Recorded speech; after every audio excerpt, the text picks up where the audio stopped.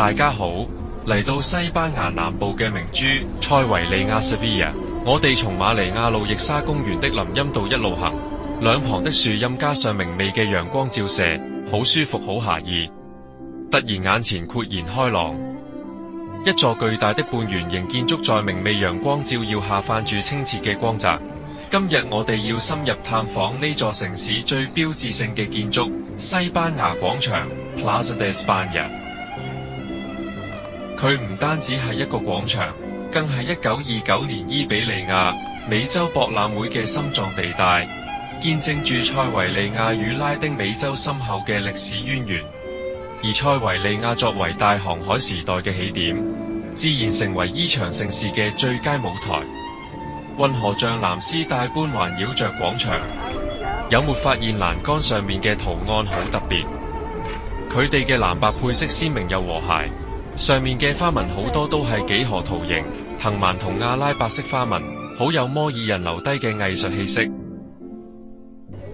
你哋睇下水入面呢個世界，啲紅磚拱廊喺水波度化開，變成一幅流動嘅油畫。呢度嘅倒影唔係簡單複製，係建築同自然合力創造嘅魔法。當水面平靜如鏡，你會分唔清邊個係真，邊個係假。呢座1929年嘅傳奇，就係用倒影同每一個時代對話，係文藝復興嘅優雅。廣場由建築師阿尼巴爾·岡薩雷斯設計，佢唔單止要整一個展會場地，更想打造一個流傳千年嘅象徵。傳說國王阿方索13世見到模型時驚嘆：呢個太宏偉啦，我哋真係配得上咩？最終歷時近7年，投資20億美元，先至喺一片荒地上起好呢座奇蹟。成個廣場係一個直徑200米嘅半圓，寓意西班牙向昔日殖民地將開雙臂嘅擁抱。弧形紅磚建築圍繞中央噴泉，兩端各有一座74米高尖塔，係對天主教雙王費迪南同伊莎貝拉嘅致敬。呢種佈局融合咗摩爾復興風格同新文藝復興元素，被譽為西班牙建築典範。廣場一大亮點莫過於58張彩瓷長椅，露天嘅國家檔案館。細細品味圍住廣場腳下呢58張彩瓷長椅，你冇聽錯，係58張。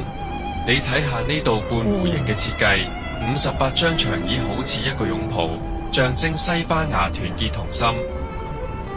跟我嚟，我話你知點樣用一張長椅讀懂成個西班牙。點解廣場會出現呢58張長椅？其實佢哋係1929年伊比利亞美洲博覽會嘅產物。當年塞維利亞想透過呢個盛會重新連結西班牙同拉丁美洲兄弟國家，而建築師阿尼巴爾·岡薩雷斯就諗到用長椅嚟代表西班牙每個省份，等嚟自全國嘅人都能喺度揾到歸屬感。每一張都係一本打開嘅歷史書，記載住西班牙58個省份嘅故事。傳說國王阿方索13世第一次嚟到，睇到呢啲瓷磚畫都忍不住講：呢度嘅每一塊瓷磚都係我哋民族嘅驕傲。每張椅頂都有個圓形浮雕徽章，係每個省份嘅獨家標記。椅背正中間用瓷磚拼出省份地圖，仲標示咗主要城市位置。最精彩係呢部分，好似雷亞爾城省張椅畫咗唐吉德大戰風車嘅經典場景，格拉納達省就刻上阿爾罕布拉宮嘅幾何花紋。唔單止係裝飾，呢啲瓷畫仲融合咗摩爾人幾何線條同文藝復興嘅寫實風格。睇真啲，瓷磚嘅藍色係用安達盧西亞特有嘅礦石燒製，先至可以歷經百年都唔褪色。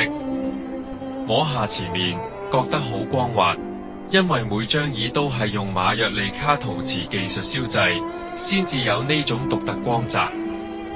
當地工匠話，佢哋至今仍用緊祖傳方法，一筆筆手繪上釉，所以冇任何兩張椅係完全相同㗎。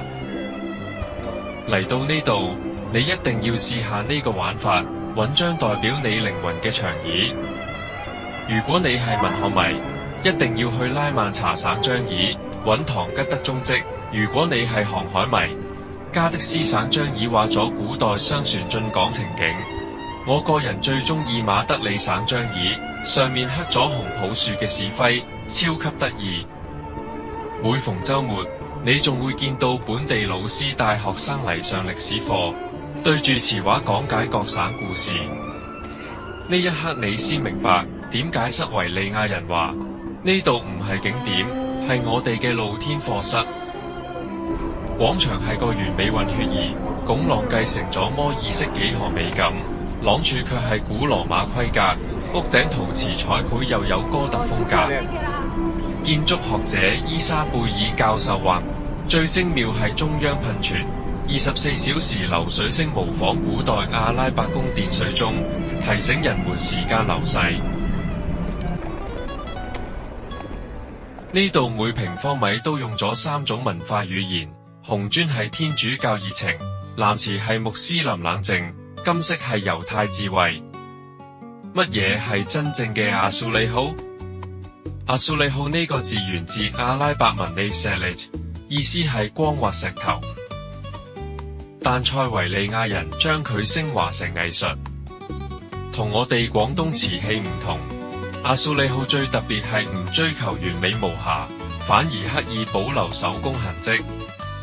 瓷磚師傅話：我哋嘅祖訓話，過分完美嘅瓷磚會失去靈魂。佢指住磚邊微微嘅彎曲，呢啲唔係瑕疵，係工匠手指嘅記憶。廣場瓷磚要經過8次入窯下燒，每次溫度同釉料都唔同。第一次用800度定型，最後一次只用300度固定金色。最神奇係藍色釉料，用格拉納達山脈嘅礦混入骨子花蜜，燒製時會散發甜香。當我氣喘躍躍咁行上西班牙廣場2樓嗰道螺旋石梯，轉出陽台嗰刻，成個世界突然間慢咗落嚟。眼前係一個活生生嘅建築標本，之前喺地面覺得震撼嘅半圓形廣場，而家變成咗掌心嘅沙盤。58張彩瓷牆已唔再係需要抬頭望嘅藝術品，而係組成咗一幅巨型拼圖。我終於明點解建築師阿尼巴爾堅持要起2樓回廊，原來呢度先係解讀成個廣場嘅上帝視角。護城河喺腳下畫出條藍色弧線，就係呢個時候，一陣撕開空氣嘅歌聲從拱廊深處傳過嚟，跟住歌聲行過去，轉過貼滿瓷磚嘅柱廊，見到個震撼畫面。幾個弗拉明戈藝人用歌聲喺度燃燒緊生命，不由自主咁跟住拍手打節拍。塞維利亞果然係一座連空氣都喺度跳舞嘅城市，一齊來感受下佢哋嘅歌聲同舞蹈吧。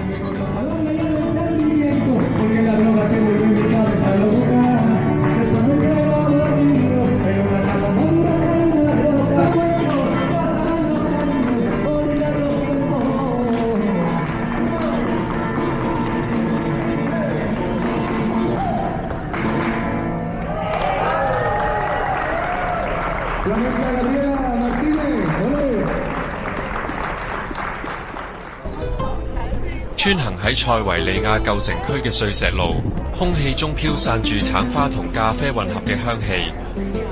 作為安達盧西亞嘅靈魂城市，塞維利亞嘅街道唔單止係通道，更係流動嘅歷史畫卷。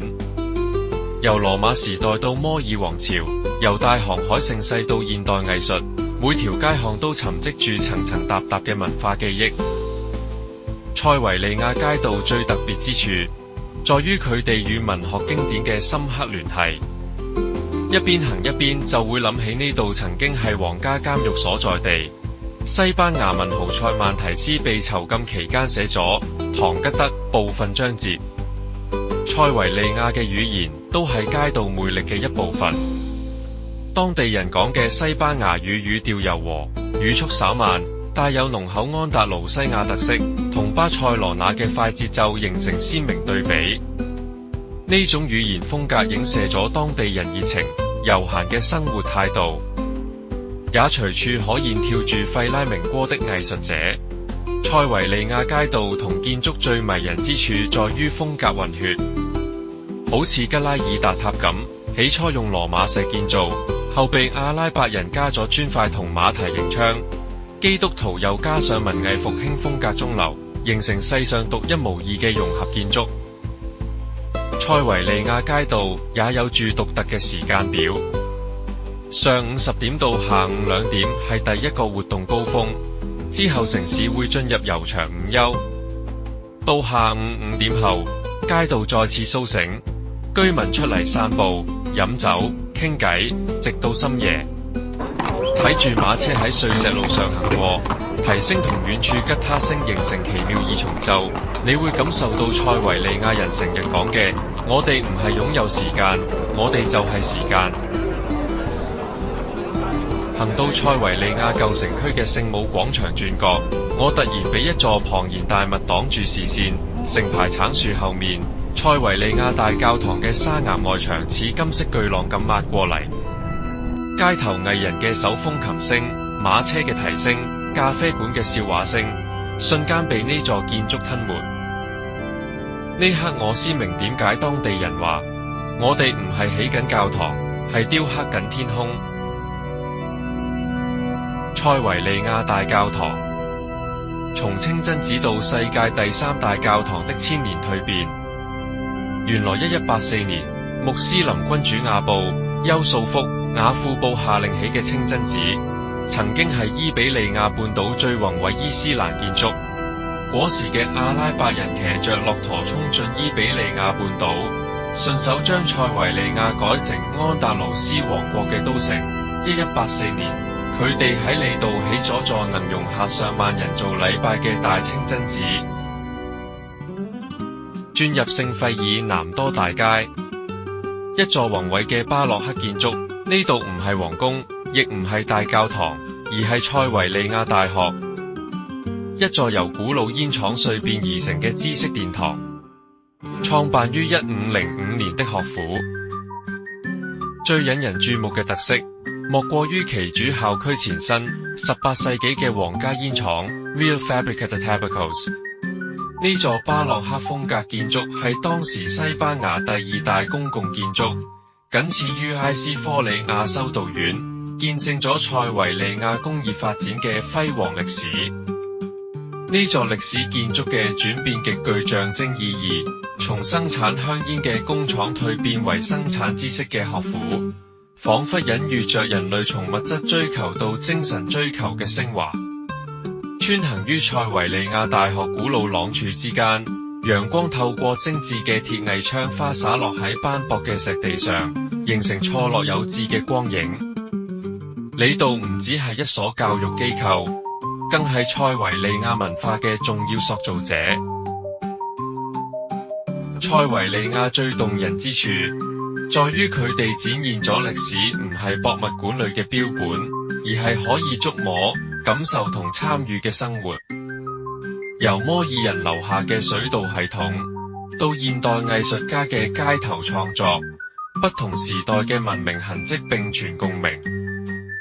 呢一刻我明白，塞維利亞嘅真正魅力，在於佢哋如同生命嘅容器，承載住普通人嘅日常，卻又連接着超越時間嘅文化脈絡。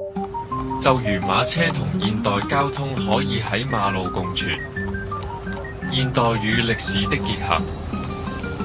如果你嚟到塞維利亞，係咪同我一樣都會放慢腳步，讓街道本身同你講述佢哋珍藏千年嘅故事？我哋一齊在評論區留言討論。多謝收睇，下期再見。